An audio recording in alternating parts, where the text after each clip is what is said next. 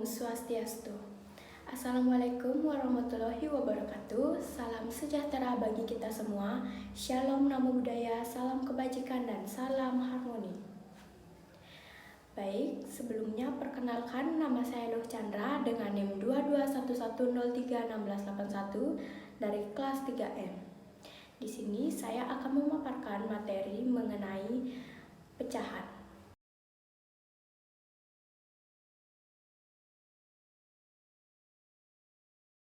Adapun bagian-bagian materinya yaitu yang pertama ada pengertian pecahan, yang kedua ada operasi pada bilangan pecahan, yang ketiga ada pengertian pecahan desimal, yang keempat pengubahan pecahan desimal ke pecahan biasa dan sebaliknya, kelima ada operasi pada pecahan desimal, keenam ada pengertian persen, ketujuh ada pengubahan pecahan ke persen, 8 penulisan bilangan dalam bentuk baku, 9 masalah matematika berkaitan dengan pecahan, 10 ada pengertian perbandingan dan skala, ke-11 ada masalah matematika berkaitan dengan perbandingan dan skala, dan yang terakhir ada pembelajaran pecahan, perbandingan dan skala untuk SD dan MI.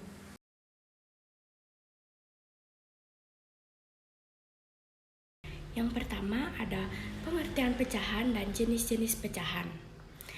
Jadi secara matematis, bilangan pecahan dapat disimpulkan dengan bilangan bisa dibaca dengan A per B, bilangan A sebagai pembilang dan bilangan B sebagai penyebut. Dan jenis-jenis pecahan yaitu yang pertama ada pecahan biasa, pecahan campuran, pecahan desimal, dan pecahan senilai. Selanjutnya ada pengertian pecahan desimal. Pecahan desimal yaitu pecahan yang mempunyai penyebut 10, 100, 1000, dan seterusnya. Biasanya bentuk desimal mempunyai ciri tanda koma di antara angka-angka bilangan tersebut. Misalnya 0,4, 0,125, 1,25. Pecahan desimal yaitu bilangan pecahan yang diperoleh dari pembagian suatu bilangan dengan bilangan 10, 100, 1000, dan seterusnya. Yang selanjutnya ada pengubahan pecahan desimal ke pecahan biasa dan sebaliknya. Jadi, cara pengubahan pecahan biasa ke desimal yaitu bilangan pecahan A per B dapat diubah ke bentuk pecahan desimal. Cara pengubahan pecahan biasa ke desimal yaitu dengan cara membagi pembilang dengan penyebut. Misalnya, yaitu pengubahan penyebut menjadi kelipatan 10, 100, atau 1000.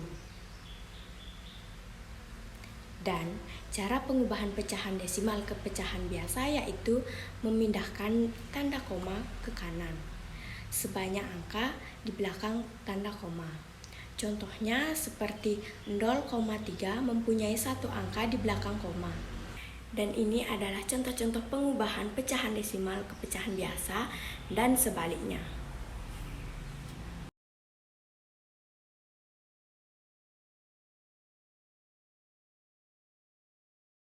Yang selanjutnya ada operasi pada bilangan pecahan desimal.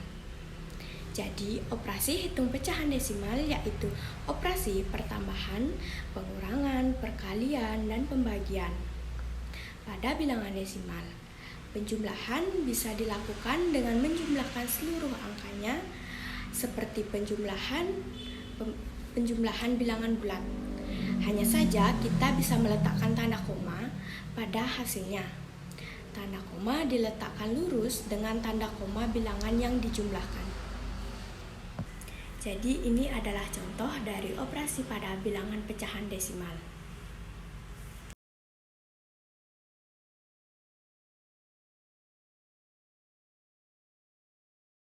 Selanjutnya ada pengertian persen.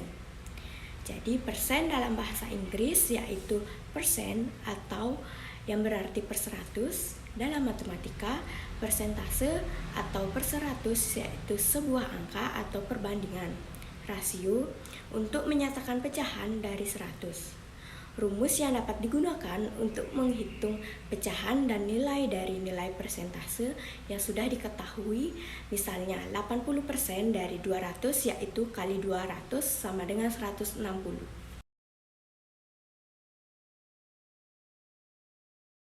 Yang selanjutnya ada penulisan bilangan dalam bentuk baku.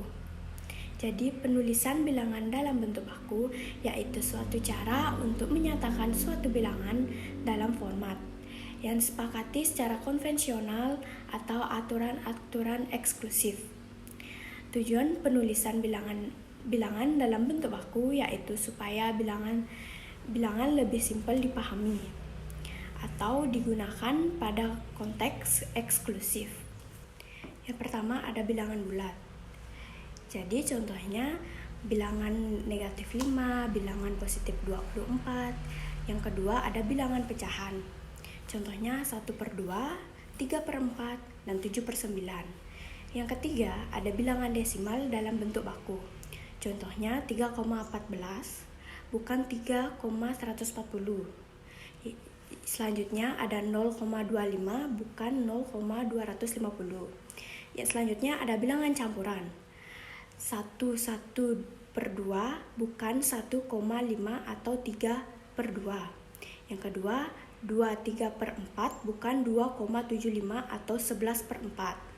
Yang terakhir ada bilangan pecahan campuran. 1/2 bukan 3/2.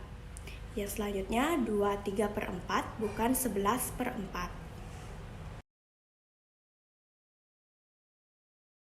Yang selanjutnya yaitu materi mengenai masalah matematika berkaitan dengan pecahan. Jadi matematika mengandung banyak persoalan yang berkaitan menggunakan pecahan. Beberapa masalah awam yang berkaitan dengan pecahan melibatkan konsep-konsep mirip penjumlahan, pengurangan, perkalian, pembagian, perbandingan, dan konversi pecahan. Jadi ada beberapa problem matematika umumnya yang berkaitan dengan pecahan. Yang pertama ada penjumlahan serta pengurangan pecahan. Selanjutnya perkalian dan pembagian pecahan. Selanjutnya ada pembandingan pecahan. Selanjutnya ada konversi pecahan. Selanjutnya operasi campuran penggunaan pecahan. Selanjutnya ada pecahan dalam kehidupan sehari-hari. Dan yang terakhir yaitu aplikasi dalam rasio serta proporsi.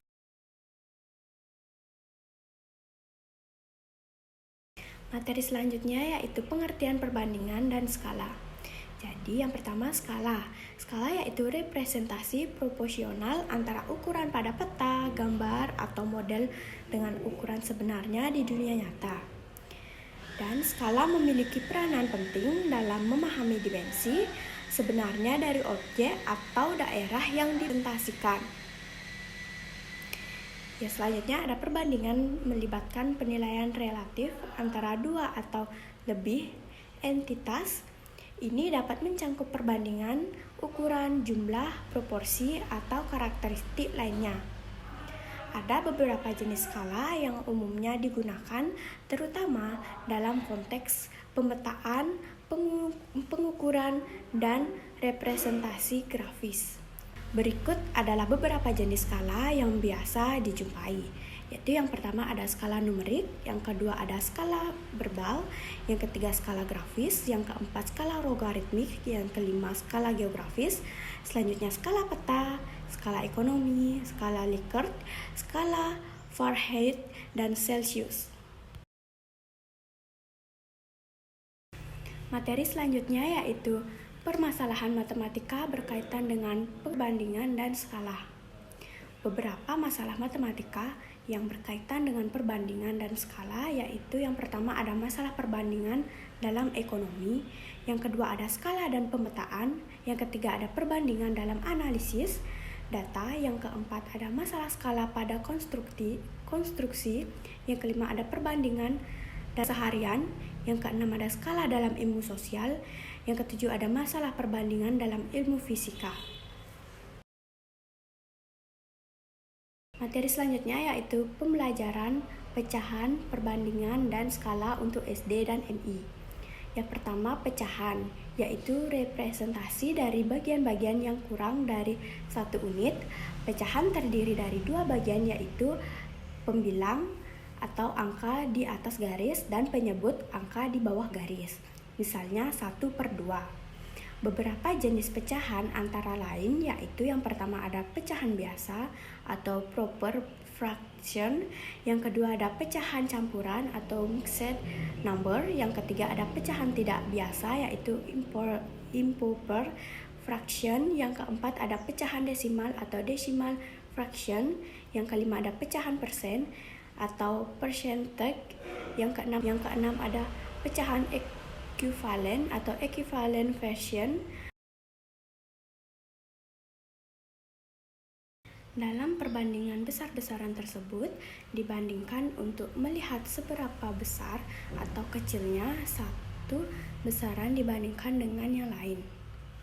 Contohnya perbandingan dalam kehidupan sehari-hari yaitu yang pertama perbandingan usia, yang kedua perbandingan harga barang, yang ketiga perbandingan waktu, yang keempat perbandingan jarak tempuh, yang kelima perbandingan jumlah buku dalam koleksi.